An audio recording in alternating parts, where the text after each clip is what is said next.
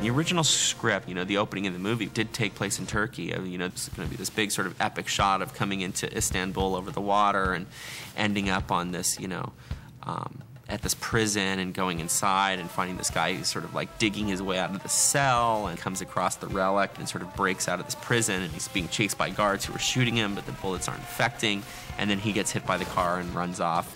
And that was one of the things that got hit by budget, because if we had done the Turkey thing, we would have had a second unit shooting in Turkey, and we would have had a couple of stage days for interiors and a couple of location days for the exterior, and so it was all moved to Mexico. We shot this opening in about a day and a half, and it ended up being a pretty challenging day. We shot out in the desert, this old Kaiser steel mine, and it's these old sort of ruins, and we added these crosses to these structures, so it looked like these old sort of burnt out churches. It's got to be a popcorn scare, which means we can't telegraph the car coming into frame. It's got to be like all on the guy, and all of a sudden the car hits him. That scene took some planning. We had this sort of complex system of both visual and practical effects, trying to work together seamlessly on that day. You're basically going to walk with that little wedge that's dug in the ground and walk straight out. Right? And then what we do is we do another version of that shot with the car hitting that steel post, and then all that stuff gets erased. They drilled this giant hole into the ground of this big steel pipe, exactly where the body would be when it got hit. When the guy runs, they'll run right through this mark, right through the center. Yeah. And then he had this car that had the engine block taken out, and it had all been weakened. We're anchoring this down so when it hits in here, everything will buckle instead of flying all over the place. We don't want stuff to fly all over. We want to make it look like the guy, it implodes into him. And then he had this track system laid out with these hydraulic pumps. The air ram will be charged with two 2-inch valves at 1,600 psi.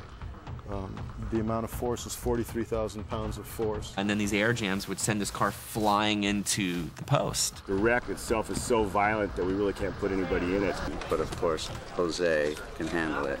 He's a certified stunt articulating dummy. One last time, is there anybody who is not ready? Rolling. Speed. Set. 3, 2, 1, go!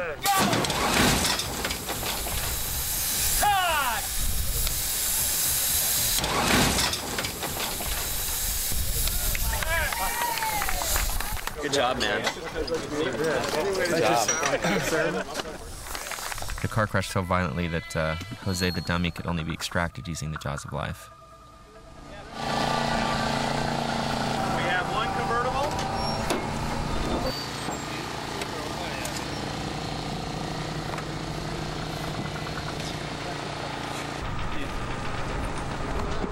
We then had another rig that we brought in because I wanted the back end to actually go up, that this thing stopped so quickly and hit so hard that the back end of the car would rise up in the air and then drop down. And we actually ran into some problems because the back end wasn't going up quickly like it should. If you hit somebody at 60 miles an hour, it kind of eked up there, and then it could drop down just great. Working on it. Go.